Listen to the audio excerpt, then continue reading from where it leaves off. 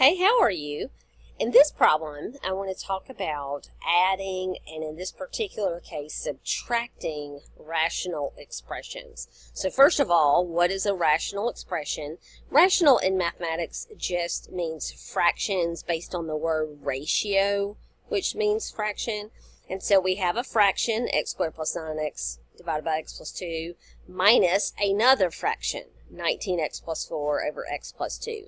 Now, as you know, just about regular old fractions, if I say 5 halves minus 3 halves, since these are both halves, then we are allowed to subtract how many of them we have. So there's 5 of them minus 3 of them. 5 minus 3 gives us 2 divided by 2. And then we're charged with simplifying this fraction to lowest terms to give us 1. On the other hand, if we have like 5 halves minus 1/3, we can't just say 5 minus 1 is 4 and 2 minus 3. You can't do that.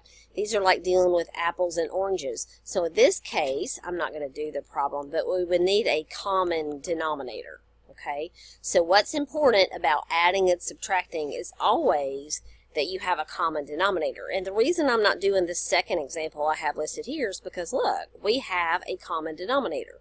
So there's no need to find a common denominator. But if you're adding and subtracting and you don't have a common denominator, that is the first step. Not required in this particular problem. So since we do have a common denominator, the next thing that I would like to do is combine this as one fraction. So this is equivalent to the common denominator, x plus 2 in the denominator, but in the numerator that gives us x squared plus 19x minus. Now if I write this, if I just write 19x plus 4, that's incorrect. Why? Because I'm subtracting this entire numerator.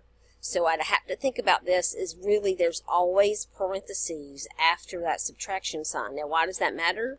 Because you have to distribute that negative inside.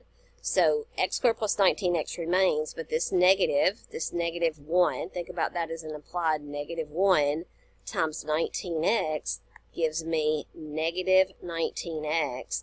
And then this negative 1 times this positive 4 makes that minus 4 divided by x plus 2. Now, pay close attention. Look, those positive change to negative because of that subtraction sign.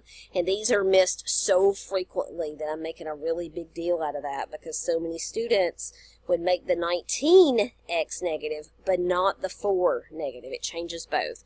Now, let's keep going. Across the page, now I'm going to add like terms. So there's not a like term for x squared. There's no other x squared in this list. So I'm just going to move it on over. There's x squared. But look, plus 19x and minus 19x turns into 0x, which is just gone. It cancels out. And then I'm left with minus 4 divided by x plus 2. Now we have done the subtraction. But now we have to go back to the first section we studied with rational expressions and simplify this fraction to lowest terms. Just like in the example I did up above, top right, 2 over 2 reduces to 1. I'm at that stage right now. This rational expression will reduce because, now don't cancel this 4 and this 2. You know you can't do that. I need to factor the numerator. That numerator is what we call a difference of squares. So the square root of x squared is x. That goes in the first position. The square root of 4 is 2. Goes in the second position with 1 plus and 1 minus. In the denominator, I have an x plus 2. And look what happens. X plus 2 cancels with x plus 2. And that leaves x minus 2 over 1. But we're not supposed to include that 1 in our final answer. So just plain old x minus 2. Because we're dividing by 1, which gives us x minus 2. Hope that helps you out. The key parts, or the most important thing about this problem, is noticing that you already have a common denominator and distributing that minus sign inside, and then finally simplifying your final answer to lowest terms. Hope you have a great day.